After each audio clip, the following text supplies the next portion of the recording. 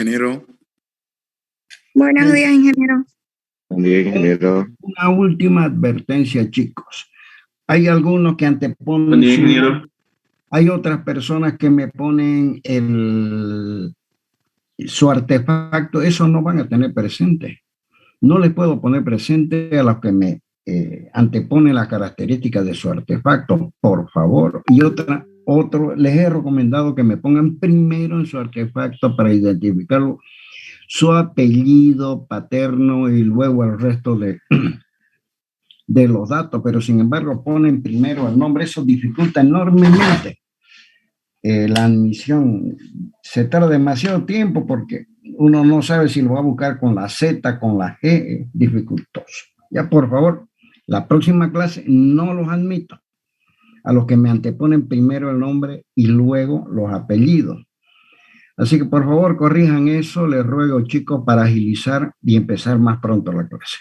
El tema de ver hoy es defectología. En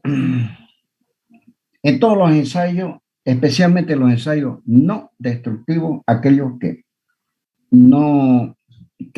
permiten la utilización de la pieza luego de realizado el ensayo, habría que identificar primero qué es el concepto de discontinuidad y defecto. ¿Qué es discontinuidad entonces? Es cualquier indicación que se detecta a través de algún instrumento o a través de algún método específico sobre la pieza, ¿no es verdad? Y que es necesario evaluar. Bien. ¿Y qué es defecto? Es una discontinuidad del defecto, o sea que es una indicación detectada por algún instrumento sobre la pieza, pero que a través de alguna metodología específica, a través de alguna normativa, una vez evaluada la discontinuidad, se llega a la conclusión que con esa discontinuidad la pieza no podrá funcionar. O sea que la gran mayoría de las piezas tienen discontinuidades. La discontinuidad es una indicación que no afecta a que la pieza pueda ponerse en servicio o pueda seguir funcionando. El defecto es una discontinuidad, pero que evaluada a través de algún método determinado, entonces esa discontinuidad se convierte en defecto porque no permite la puesta en servicio o el funcionamiento futuro de la pieza. Entonces, todas las piezas tienen discontinuidades, pero no todas ellas pueden tener defectos. Tienen defectos, no sirven más. Tienen discontinuidades, pueden seguir en servicio. Las discontinuidades hay de varios tipos, pueden ser inherentes y se crean en el momento de fundir la pieza. Muchas de las piezas son directamente fundidas, salen una vez que son fundidas, o sea, derretido el material, metido dentro de un molde, hecha la pieza, entran directamente en servicio. O sea, las discontinuidades serán inherentes si durante el proceso de fundición ellas se producen. Serán de proceso si se producen durante el proceso de fabricación. Es decir, que una vez la pieza ha sido fundida, yo la proceso para ponerla en servicio. Es decir, la maquino, le hago un agujero, o sea, la adapto a la forma específica que ella debe tener y en consecuencia, durante ese proceso se produce una discontinuidad. Y será de servicio toda aquella discontinuidad que se produce durante el servicio de la pieza. Después de ponerla en explotación la pieza, después de un periodo prolongado en que ella está trabajando, entonces durante el proceso de servicio, quiere decir que la pieza, en ella se produce una discontinuidad. Por decir, una fisura muy pequeña que ella tiene se agranda. Y obviamente, la verdad, se detecta a través de un método esa indicación y durante el servicio se produjo la discontinuidad. Esos serán los tipos de discontinuidades. Siempre podemos hablar que todas las piezas, no hay ninguna de que no posea discontinuidades, pero muchas de ellas son tan pequeñas, tan imperceptibles que no son defectos y la pieza puede servir durante muchísimos años trabajando con esas discontinuidades, pero sin embargo, si posee un defecto, ya no puede trabajar más.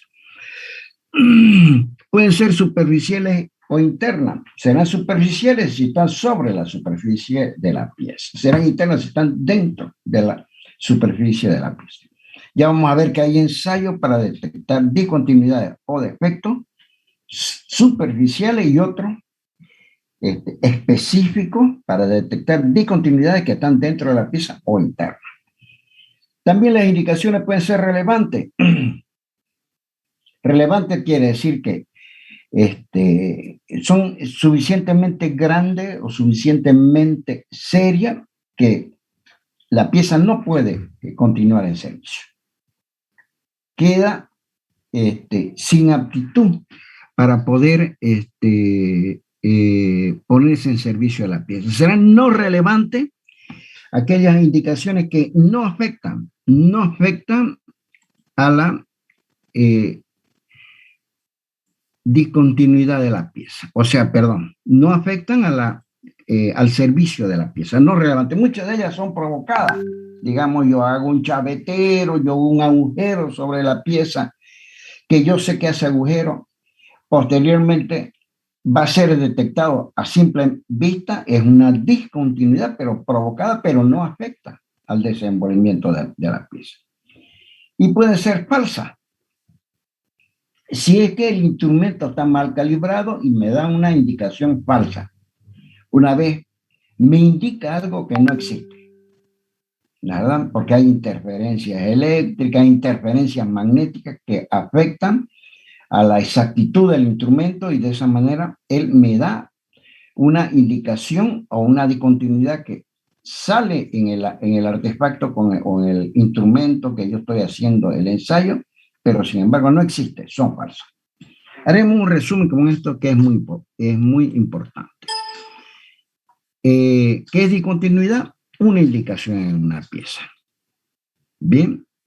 ¿Qué es defecto? Una indicación en una pieza, pero que por alguna metodología, con algún ensayo, se detecta esa indicación y se llega a la conclusión de que la pieza no puede seguir en servicio. Son inherentes si se producen en la fundición de la pieza, de proceso si se produce en el proceso de maquinado de la pieza. Serán de servicio si se producen en el periodo de explotación de la pieza. Pueden ser relevantes si no permiten, son serios y no permiten el funcionamiento de esa pieza en el mecanismo. No relevantes si afectan el servicio de la pieza. Bien, muchas de ellas, no relevantes, perdón, si no afectan. Relevantes si afectan. Muchas de ellas son provocadas. Digamos, yo quiero ponerle una chaveta, acaba una zanjita y en consecuencia eso se llama un chavetero, ¿no es verdad? Será falsa si es que el instrumento tiene alguna calibración, alguna interferencia y me indica algo que no existe. Bien, las discontinuidades inherentes son muy comunes porque tenemos que ver que yo, para producir el hierro, o sea, en el proceso de fabricación del acero, debo fundir el mineral. O sea, debo sacarle al mineral todos los componentes que no me interesan. En todo caso, el mineral es el hierro. Por ejemplo, el Mutún es un cerro de mineral de hierro. El hierro está en la tierra que conforma el cerro, un alto porcentaje, pero mezclado con oxígeno, con sulfuro, con áridos, con arena, con una serie de elementos que no me interesan tenerlo en el hierro porque afectarían a su desenvolvimiento. Entonces yo lo debo reducir, para lo cual lo meto en una estructura que muchas veces vale millones de dólares, y esa estructura se conoce con el nombre de alto horno. En ella yo debo calentar el mineral, para lo cual pongo por encima, pongo coque. Coque viene a ser carbón mineral o carbón vegetal. Coque será carbón mineral. En realidad los procesos de fundición se hacen virtualmente con coque o con gas. No se hacen con carbón vegetal porque atentan a la naturaleza. Por encima del mineral pongo el combustible que es coque y obviamente le prendo fuego. Todo el alto horno está revestido de un material que no permite la fuga del calor, material refractario, ladrillo refractario. Entonces, el mineral, y pongo un calcáreo.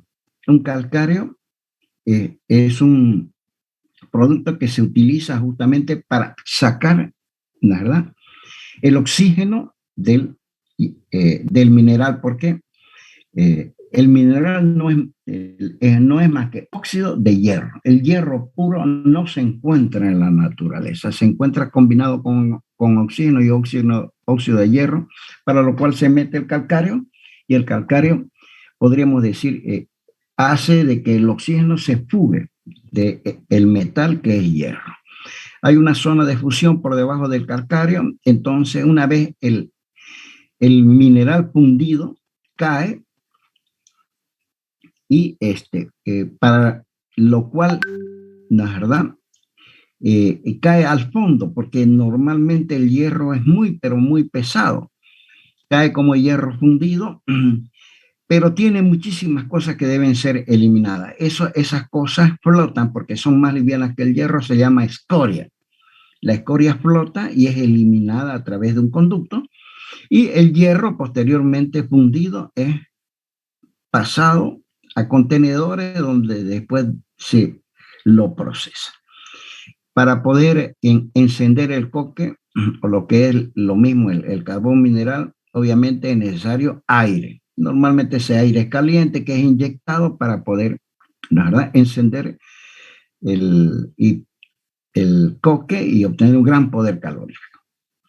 Ese es el funcionamiento del alto horno. Es una instalación inmensa que requiere una tecnología muy, pero muy depurada, y tiene como misión, partiendo del mineral, poder conseguir el hierro que se llama, obtener un hierro que es impuro, se llama arrabio. Ese arrabio entonces después se lo mezcla con otro tipo de elementos, se le echa chatarra de hierro y se consigue lo que se conoce con el nombre de acero. Eso ya ustedes lo han visto, ¿no es verdad?, en fundición. Aquí está quizá la instalación con mayor propiedad, ¿no es verdad? El mineral de hierro es elevado a través de un elevador, de un elevador de cangilones, para alimentar precisamente el alto horno, que tiene un revestimiento obviamente de ladrillo refractario, de material refractario. Entonces va cayendo el mineral en una tolva, y luego de eso se funde el mineral, porque se enciende, ¿no es verdad?, el combustible. Todo el mineral ya fundido, y fíjense, está a 1200 grados centígrados. Quiere decir que el combustible, que en todo caso es carbón mineral, carbón fósil, tiene un altísimo poder calorífico que funde y eleva la temperatura a 1200 grados centígrados para que ese mineral fundido caiga, ¿no es verdad? Y la escoria que flota es sacada en contenedores, y el hierro fundido cae en otros contenedores. Eso se conoce con el nombre de arrabio. Obviamente se produce una gran cantidad de calor que luego debe ser desechado, y se aprovecha precisamente para calentar el aire, y ese aire posteriormente es inyectado al alto horno para poder hacer de que el combustible entre en una combustión efectiva. Bien, aquí está el calcáreo, ¿verdad? Es una instalación fastuosa. Eso es lo que se pretende, y lo que venimos pretendiendo hace más de 70 años hacer en el Mutún. El Mutún es una montaña de mineral de hierro de alto contenido, y de esa manera, una vez obtenido el arrabio, y ese arrabio es pasado ya para su depuración, para obtener infinitas clases de acero. Esa es la forma como se funden. Se obtiene el arrabio, pero este es un gran contenedor. Si yo lo dejo que se enfríe, en consecuencia va a ser inmanejable. Entonces lo meten dentro de moldes como estos moldes que están hechos de material cerámico, normalmente es arena, llamado lingotera. Y se obtiene, ¿verdad?, unos cilindros de arrabio. El cilindro obtenido ya del hierro fundido, que es el arrabio, se conoce con el nombre de lingote. Tiene un peso relativamente pequeño, es manejable. Entonces, este gran contenedor que es alzado por una máquina de elevación, este gran contenedor es, digamos, técnicamente inmanejable por la gran cantidad de masa que tiene de mineral fundido, o lo que es lo mismo de arrabio. Entonces se lo divide en pequeños pedazos llamados lingote, que están contenidos dentro de un molde llamado lingotera.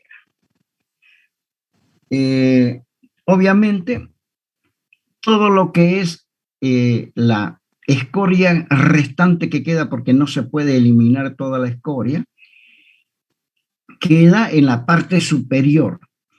Y obviamente el mineral, o sea, el arrabio, al solidificarse, cambia de volumen. Los átomos se juntan y en consecuencia dejan una especie de vacío, un gran faltante del mineral. Y aquí quedan una gran cantidad de las impurezas. Esas impurezas posteriormente se corta este pedazo y esta parte se llama mazarota. Y esta parte de acá, que es la faltante del material en color oscuro, en color negro, se conoce como cono de contracción. Esto no sirve, se corta y el restante se vuelve a meter al alto horno para obtener ¿cómo se llama?, el lingote puro, que pesa unos cuantos kilos y puede ser fácilmente manejable para producir el acero.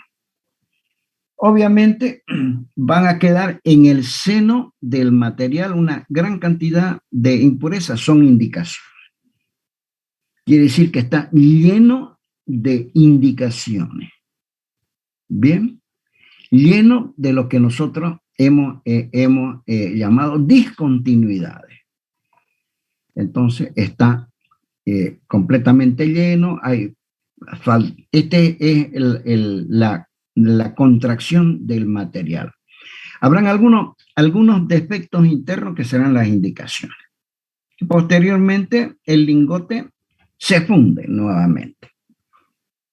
Bien, pero cuando yo realizo una pieza con acero se produce algo similar. Quedan muchísimas imperfecciones, discontinuidades dentro del material que hay que evaluar. Todas las piezas de alta sensibilidad, como la biela de un motor de combustión interna, el cigüeñal, una rueda de ferrocarril, los álabes de una turbina, a todo ello, antes de montarlo, se les realiza un examen escrupuloso para ver si las discontinuidades que necesariamente están se convierten en defectos. Si es defecto, toda la pieza es eliminada. Entonces, hay muchísimas indicaciones que hay que evaluar si son defectos.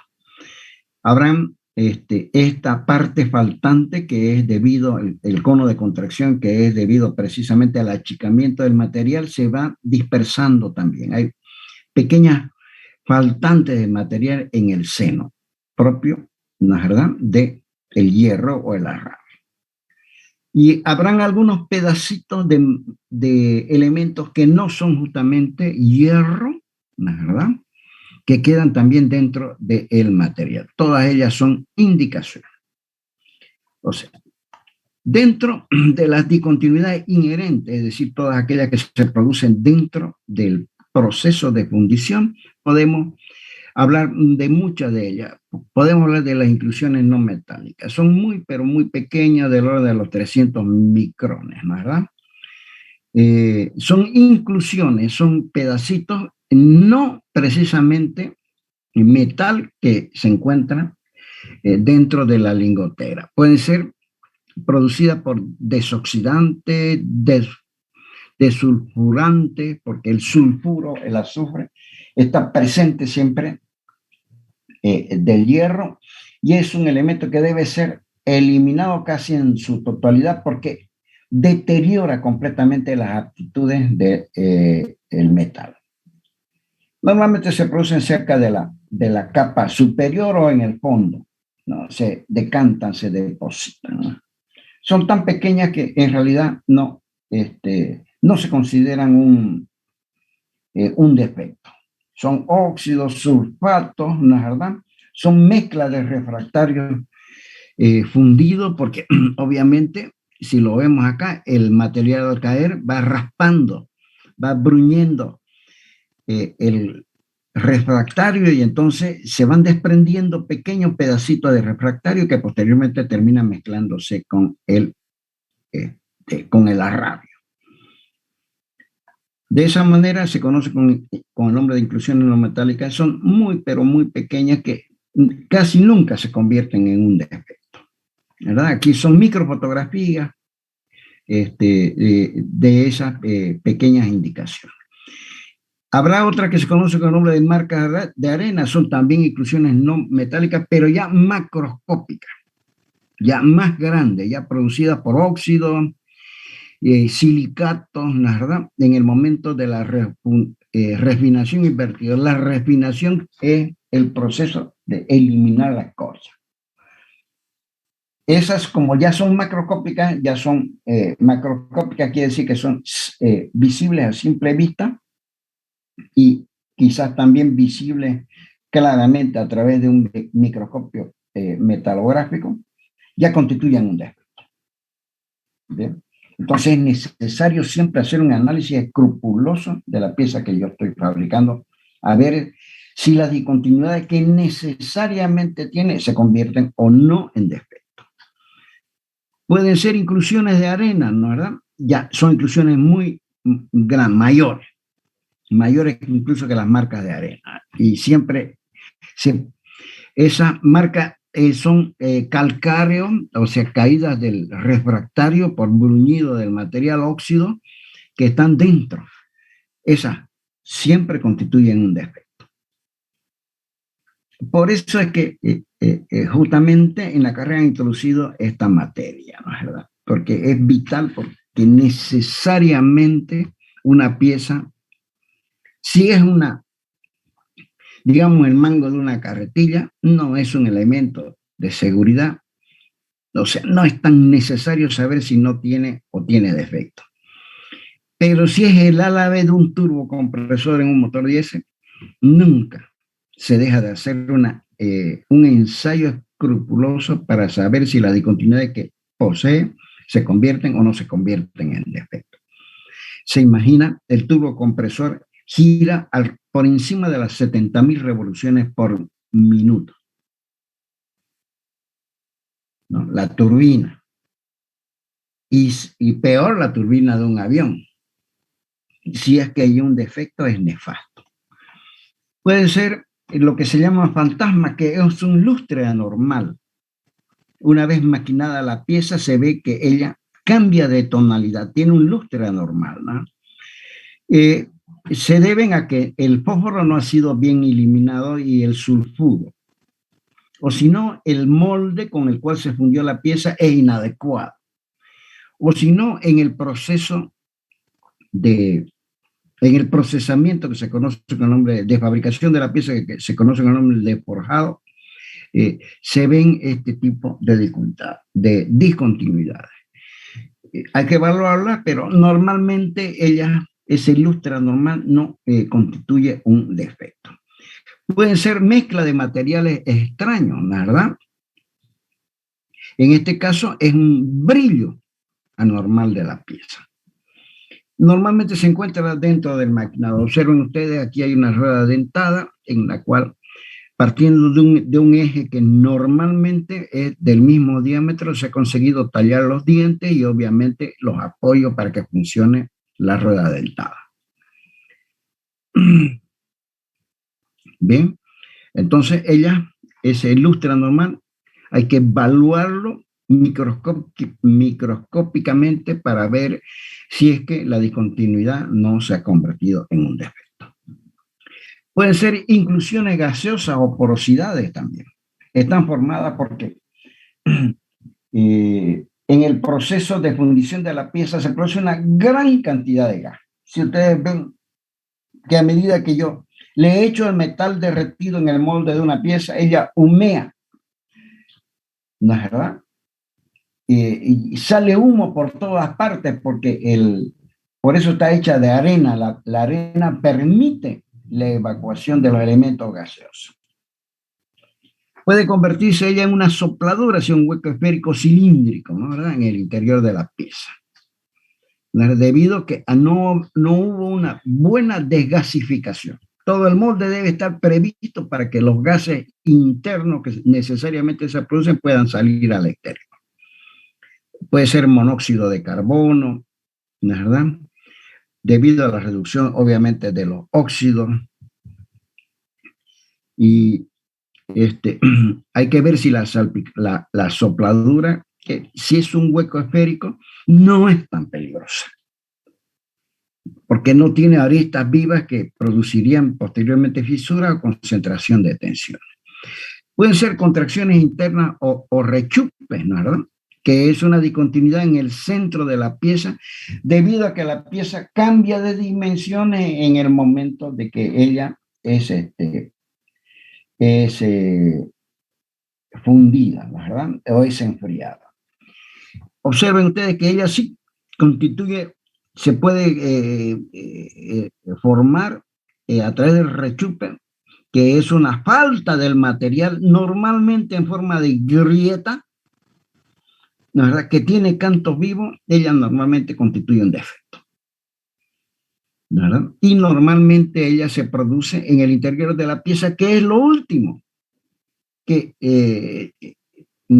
se solidifica, ¿no?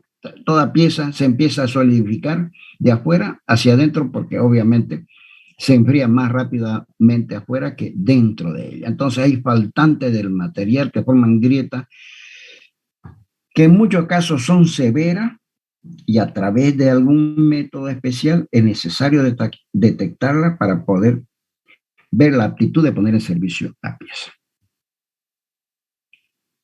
El rechupe principal, observen ustedes, el rechupe principal, que es la contracción, se produce en el lingote, en la parte superior, por eso que la parte superior es eliminada, es cortada, porque esta parte superior tiene un defecto tan grave que no nos sirve. Bien.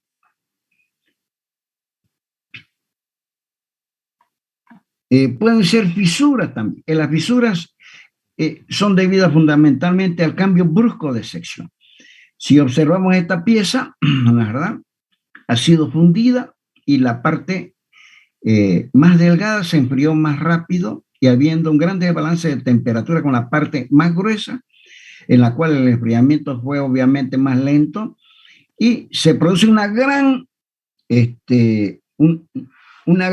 cantidad de tensiones térmicas, y en consecuencia se produce una fisura profunda en la pieza.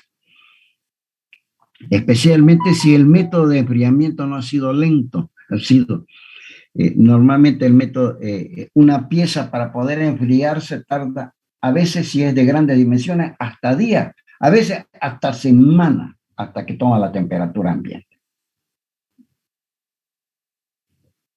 Por eso es que las grandes acerías tienen inmensas instalaciones para fundir piezas. Valen cientos de millones de dólares. Ven, una industria de muy, muy alto porte. Esto es precisamente debido a las contracciones. Se puede producir también dentro del molde. Hay una muy clásica que se llama solapado en frío. Observen ustedes, yo estoy tratando de fundir una pieza de esta forma, para lo cual vierto de 2 lugares el material para alimentar, y obviamente tiene chimenea para que el aire que no quede atrapado y dificulte la entrada del material fundido. Por ahí sale el aire, a través de la chimenea. Y una vez llega el material introducido por esta columna, avanza y va formando una capa de óxido. Y luego el otro material también va formando una capa de óxido. O de pronto, si es que el vertido es muy anterior a este otro vertido del lado izquierdo. El material ya llega frío, casi solidificado, y luego acá, ¿verdad?, llega el material fundido y se encuentra con un material casi solidificado.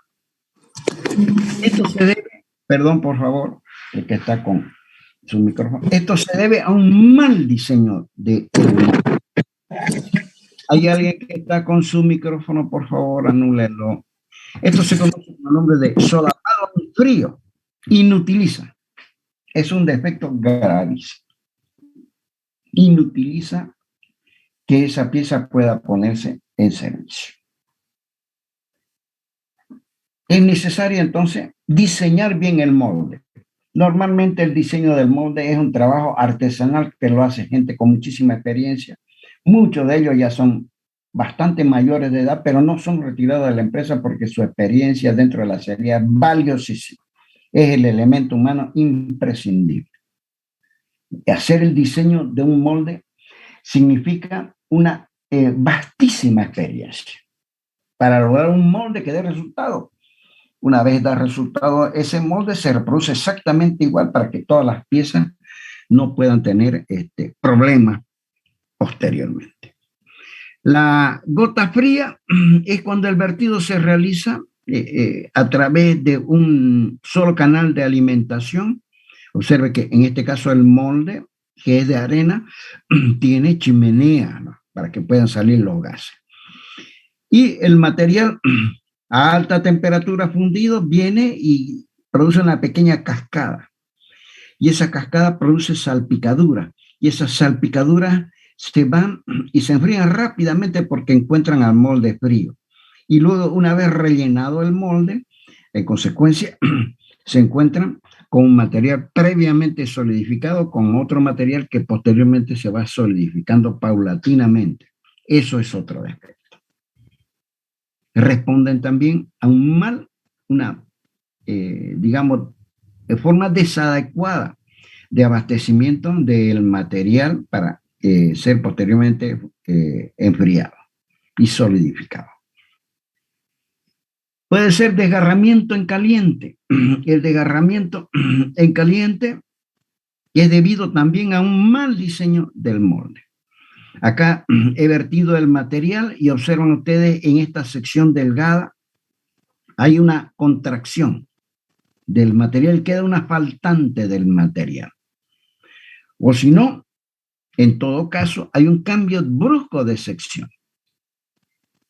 De una sección muy voluminosa a una sección más delgada, de menos volumen, y hay una gran contracción del material. Entonces se producen fisuras. Por eso es esencial, y es una ciencia aparte, vuelvo a repetir, artesanal, de gente de vastísima experiencia, las que en forma industrial diseñan y realizan los moldes. Muchos de los moldes en las grandes acerías, muchas industrias piden una pieza y luego de su uso la piden después de 5 hasta 10 años que le vuelvan a fundir la misma pieza. Y normalmente las matrices, o sea, con la cual se hacen los moldes, son guardadas en forma escrupulosa. Hay grandes galpones donde están ahí los moldes, muchos de ellos llenos de polvo, llenos de telaraña, que no son utilizadas por muchos años, pero para poder hacer esa matriz, para realizar el molde, se ha hecho un gran esfuerzo humano. Quedan ahí. Una vez le pregunté a una persona qué harían si se prendía el fuego eso, ¿verdad? Porque normalmente esas matrices son de material combustible, muchas de ellas de madera. La respuesta es: cerramos la compañía, porque se perdería. Es lo mismo que ustedes estén haciendo un proyecto durante que les va a llevar meses realizar el proyecto y lo tengan dentro de un disco duro y de pronto la información se pierde. No pueden cumplir con su cometido. Bien, esto se llama desgarramiento en caliente. Pueden haber cavidades de gas, ya habíamos dicho, huecos, que normalmente son esféricos, sopladuras de mayor tamaño que los huecos. Estas son, digamos, radiografía en este caso es de un múltiple de admisión o un múltiple de escape de un gran motor de combustión interna. Fíjense, se ven, ¿verdad? Las porosidades que tiene.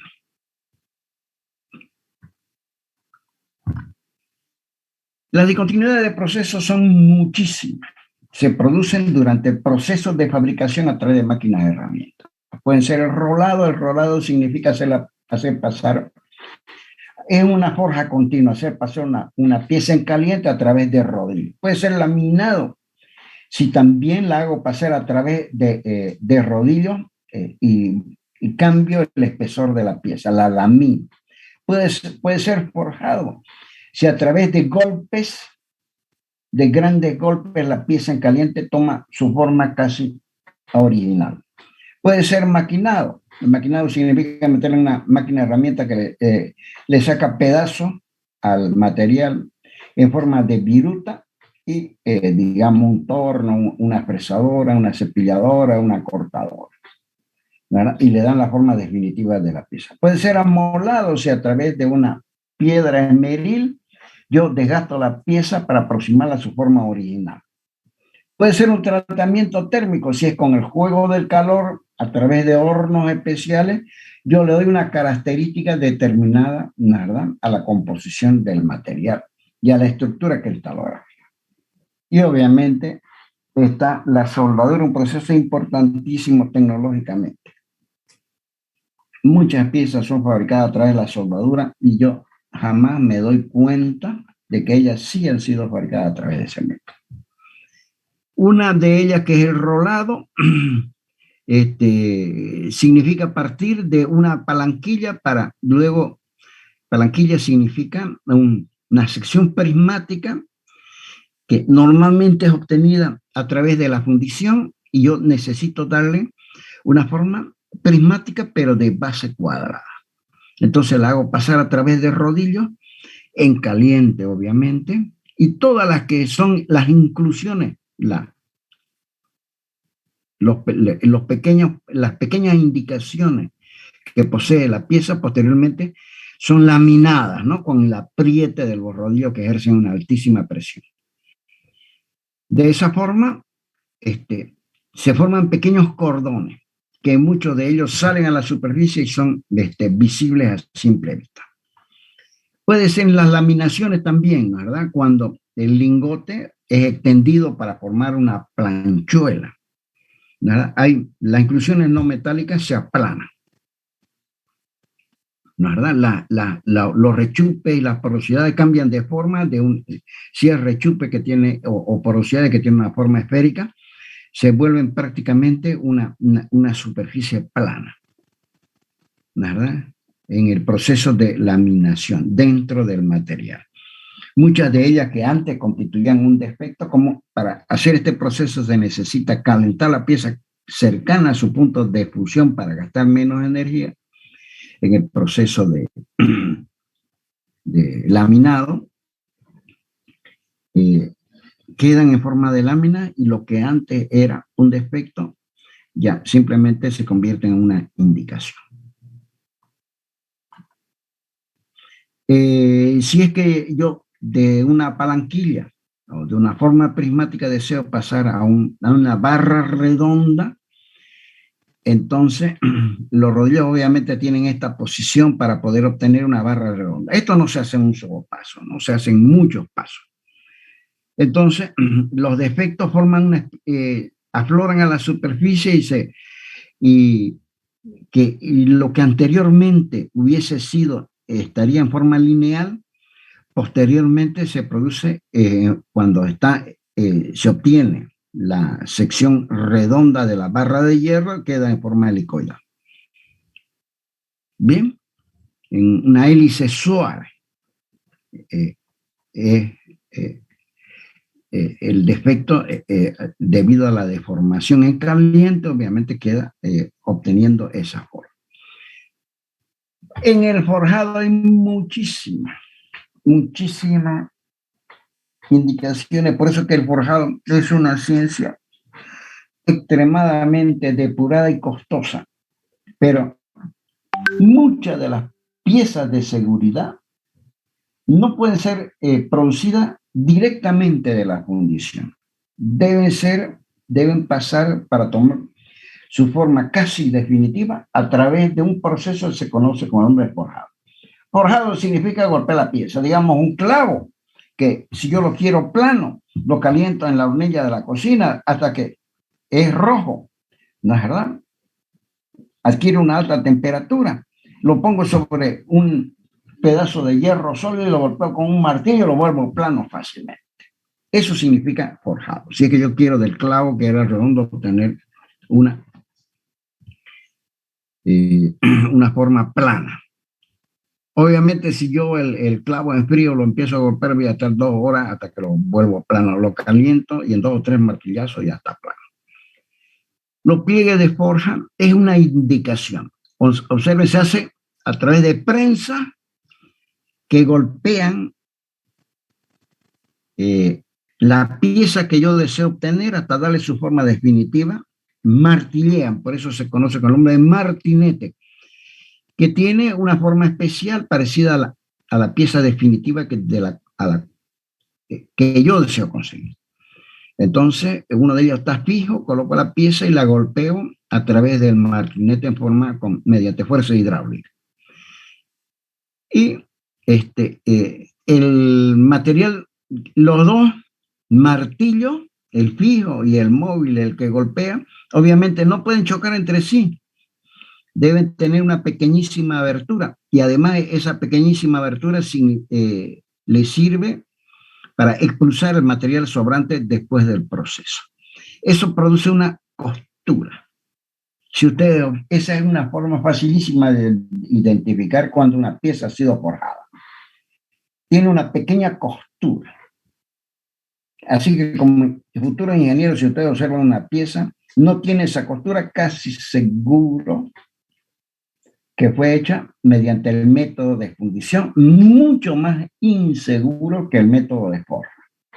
Porque con el método de forja se obtienen las piezas de mayor aptitud tecnológica. Basta con observar y tiene un cordón porque el material fue expulsado después de los golpes y forma un pequeño cordón. Ese se conoce con el nombre de pliegue de forja. Bien, puede ser el solapado de la forja cuando el pliegue de forja es demasiado pronunciado y es debido a que el yunque, es la parte del martinete fijo donde soporta los golpes del martinete. ¿Nada? O sea que se le dio un golpe demasiado severo y la penetración fue excesiva. Entonces sale demasiado material y constituye un defecto. Puede producirse una superficie ondulada también debido a que hubo un mal diseño de la superficie de la pieza. ¿No es verdad? Entonces, por esa razón se produce una malísima penetración. Puede ser el estallido o reventón de la forja. Fíjense, aquí han hecho pernos. Los pernos, les aclaro, ¿no?, que los pernos que van y compran en el Alto San Pedro, en la ferretería, normalmente son de grado bajo, ¿no? Son producidos, lo hacen a través de fundición y a través de una forja muy, pero muy liviana, y posteriormente son roscados.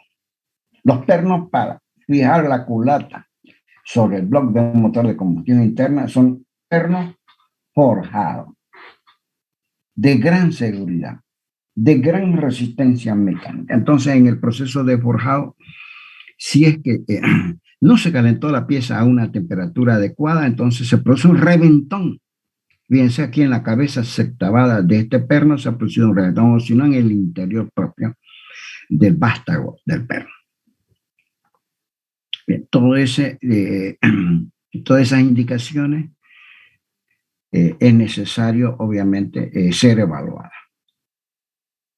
Esto se conoce con el nombre de pernos de grado, dice, de alto grado, o sea, pernos de seguridad. La fijación es muy rigurosa, no se puede utilizar un perno de acero común, ¿verdad? Se necesita un perno de una muy buena aleación, un acero con alta aleación y forjado, el método de fabricación en la forja. Pueden ser fisuras de forja también, ¿no? Se produce por deformaciones excesivas y temperaturas de trabajo elevada, ¿verdad? Fíjense, hay fisuras.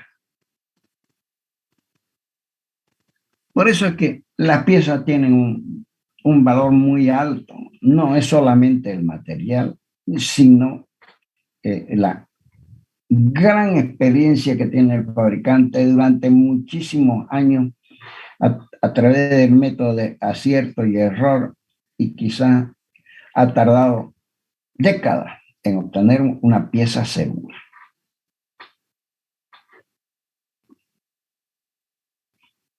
Puede ser la fisura en el centro de la pieza, ¿verdad? Debido a la gran penetración de un golpe muy severo, ¿verdad?, del martinete para producir a través del método de forja la pieza. Puede hacer fisura por calentamiento rápido. La pieza se calentó rápidamente, fíjense, de esa manera el cambio se produce normalmente en el cambio de sección, ¿verdad?, o si no en el centro propio de la pieza. Y existen muchas más que no van a estar en el apunte, así que no vamos a dar de mayor, digamos, importancia. En el maquinado, que es el desgaste de la pieza, normalmente para tornear una pieza, para fresarla, para amolarla, es necesario que la herramienta que ataca, que saca la viruta, no se caliente demasiado, porque si no, se embroma su filo, por así decirlo. Y que obviamente la pieza tampoco adquiere una alta temperatura. Normalmente se le echa un agente enfriante, que viene a ser un aceite emulsionado que baña la pieza a través de un chorro, y de esa manera no permite que ella se caliente. Eso puede producir una corrosión de la pieza.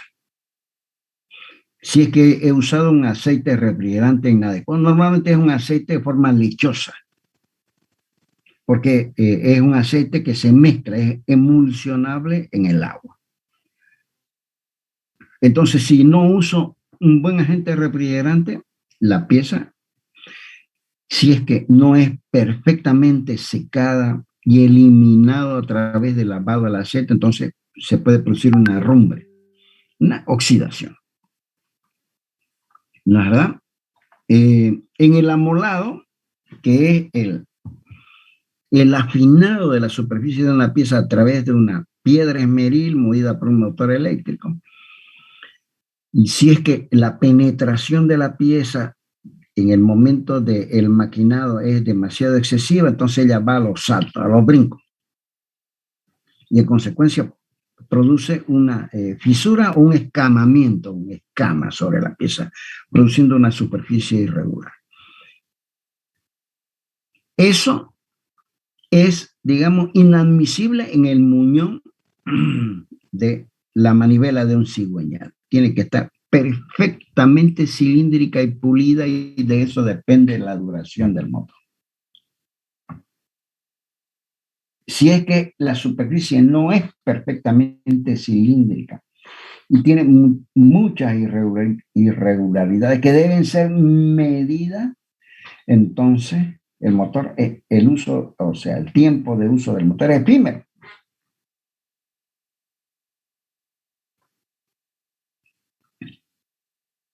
¿De acuerdo?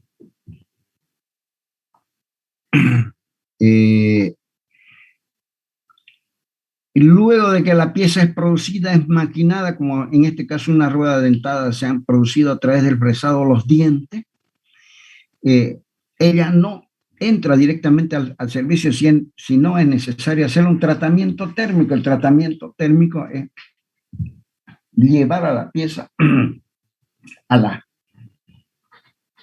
de forma tal que su estructura cristalográfica y su composición química pueda soportar las solicitaciones para las cuales ella ha sido diseñada.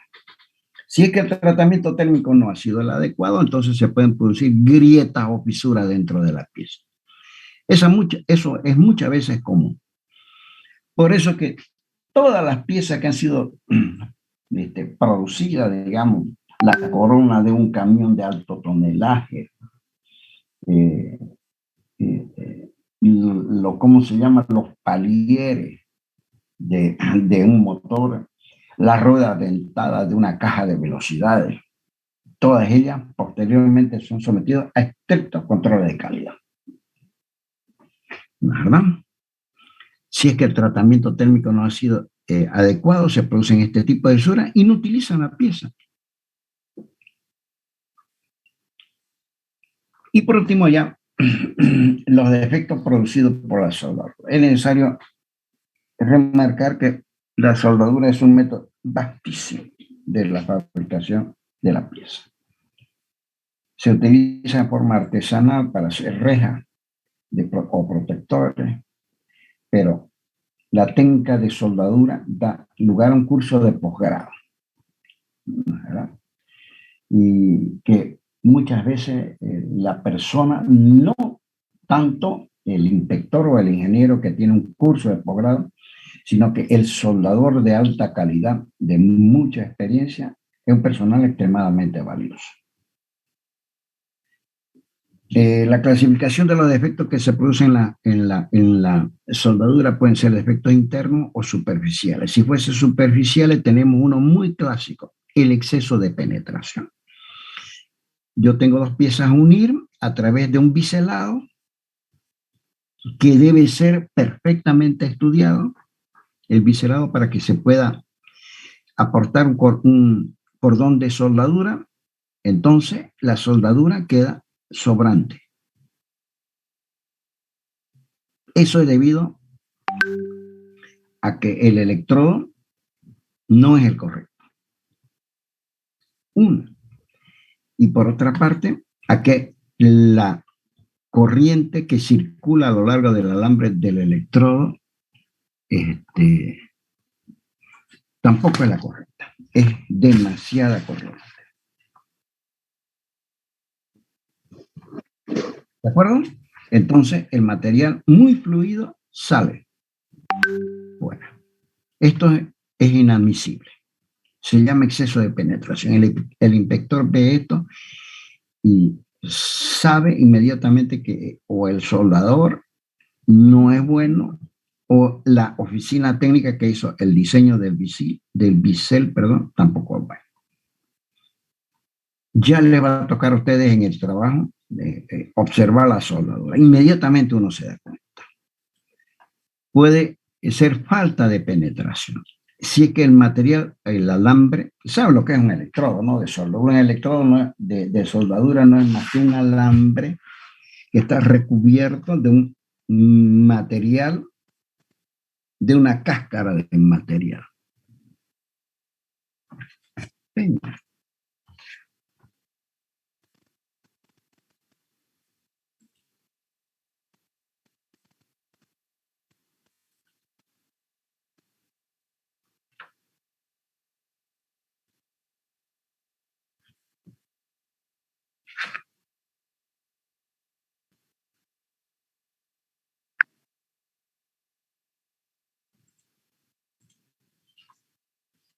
¿De acuerdo? A ver, vamos. Estos chicos parece que se salieron. Entonces el material no alcanzó a derretirse y quedó no penetró totalmente. Quedó una falta de penetración. Esta soldadura es inadmisible. Puede ser con cavidad externa o interna. Si es que el soldador no es suficientemente hábil o eligió un electrodo demasiado grueso o la corriente que circula a lo largo del alambre para que se derrita ese alambre y aporte a la soldadura, dejó una faltante. Es una concavidad externa esta, o si no una interna. ¿verdad? Que no permite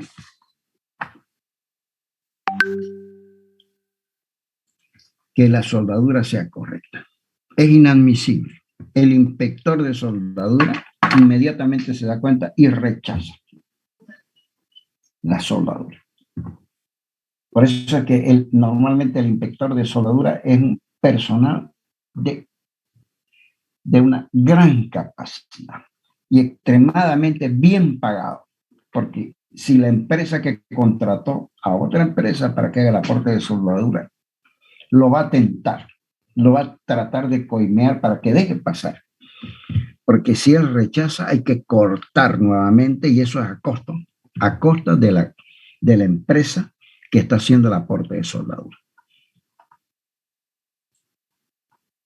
Pueden ser socavaduras, si es que el arco es incorrecto o la velocidad es muy alta, la velocidad de aporte, ¿no es verdad? O el electrodo está húmedo.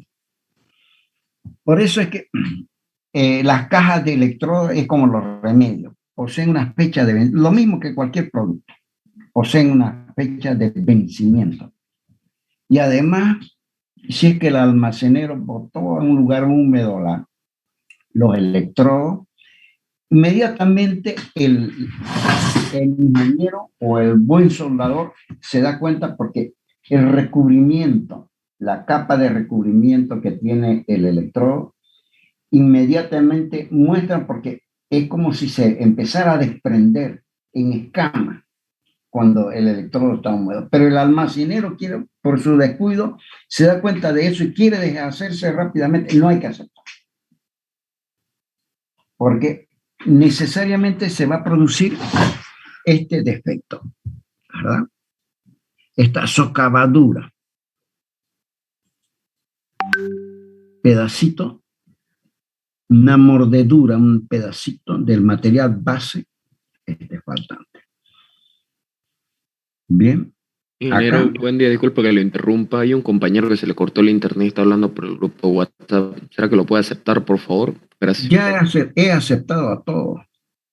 No tengo más a quien aceptar. Eso es muy común también. Por eso que las empresas, especialmente en la industria petrolera, le ponen un ponchilo con un número de soldador. Y ese soldador, si por alguna razón va a comer e interrumpe su trabajo y otro soldador quiere tomar su trabajo, no es permitido por el inspector. Él tiene que concluir su misión para después saber si es que ese soldador es el causante del problema.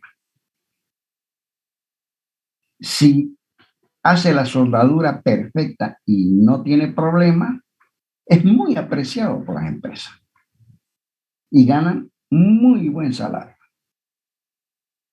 El otro, el que continuamente tiene problemas, él es despedido inmediatamente porque los costos son altísimos. Y por último, la falta de continuidad, que viene a ser un cordón imperfecto. El soldador aquí empezó a soldar con una cierta velocidad, después soldó con otra velocidad, con otra corriente. Esto es el defecto más clásico. Cuando hay un grupo de personas que dicen ser soldadores y vienen y el inspector les da una chapa para que ellos suelden. Si se produce esto, lo saca patadas. Porque es digamos, es una imperfección primaria.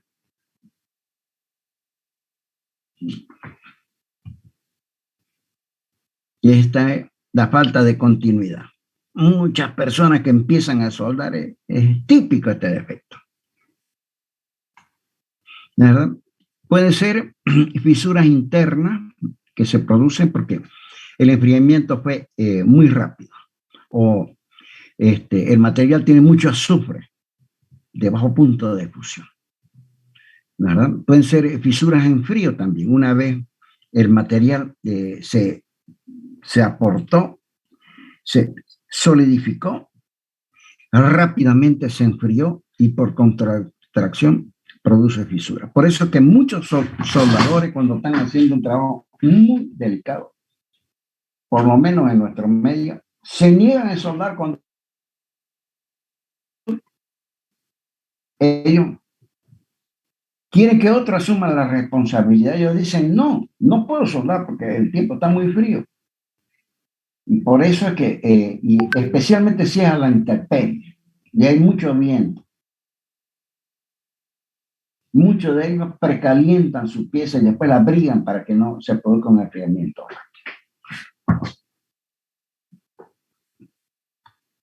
Puede ser fisura o interrupción del arranque, ¿no? ¿Verdad? Que el soldador empezó a soldar y luego de eso se fumó un cigarro y luego continuó soldando. Muchos de ellos, les habla a alguien, lo llama su esposa, su novia por teléfono, quieren atender eso y se olvidan del electrodo opuesto, entonces se enfría y queda el alambre sin derretirse y lo rompe. Queda un pedazo extraño de material no derretido dentro del cordón de soldadura. Puede ser también desgarro laminar. Y aquí están todas las formas de soldadura que se producen. Bien, chicos, nada más por hoy. Los apuntes se los voy a pasar. Yo creo que hoy en la tarde los 2 apuntes que les debo, daremos unos 2 o 3 temas más, Canavil. Daremos unos 2 o 3 temas más y yo creo que a fines de octubre vamos a estar en condiciones de dar el primer examencito. No creo que sea en forma presencial, va a ser en forma virtual, por eso les voy a pasar rápidamente la información para que la vayan apreciando y leyendo. Voy a apreciar mucho que en los exámenes hablen en palabras técnicas, no me vengan con discontinuidades en la soldadura que va a vertir su lengua. Tiene que hablar con palabras técnicas precisas y concisas. Les advierto entonces, creo que a fines de octubre, finalizando octubre, vamos a estar dando el primer examencito, por eso les voy a pasar la información para que la vayan pudiendo apreciar.